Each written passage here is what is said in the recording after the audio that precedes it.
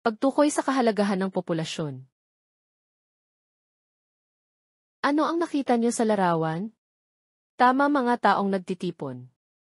Bakit kaya nagtitipon ang mga tao? Maaring sila ay bumibili ng kanilang pangangailangan ni araw-araw. Ang bawat pamayanan sa lalawigan ay may iba't ibang dami ng populasyon na nakatira sa lugar.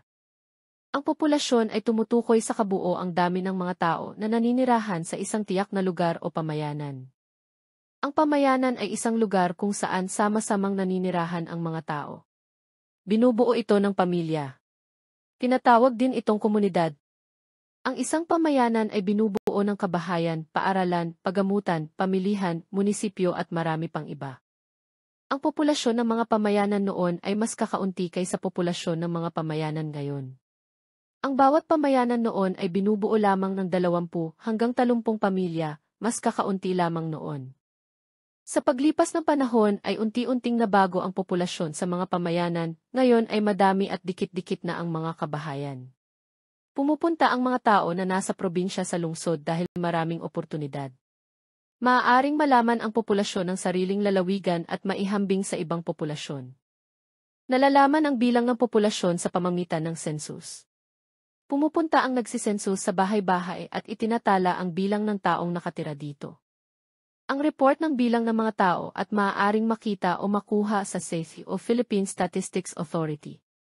Makikita dito ang bilang ng mga taong isinilang, namatay, nag-asawa at iba pa.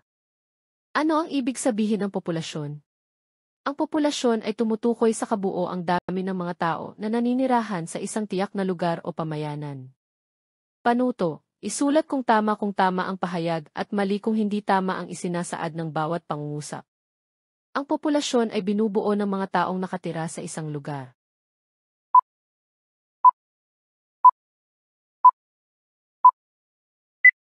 Binubuo ng babae, lalaki, bata at matanda ang isang pamayanan.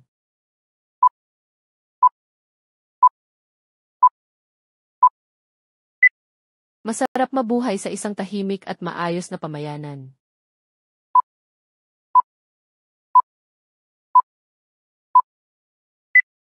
Ang pamayanan ay binubuo ng mga taong may iba't ibang katangian.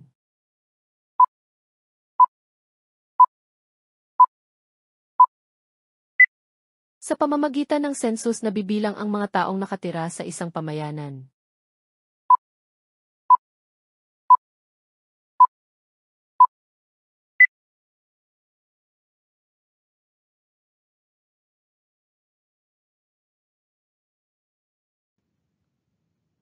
Maraming salamat sa panonood.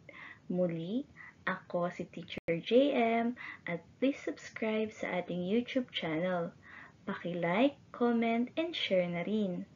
Maraming salamat!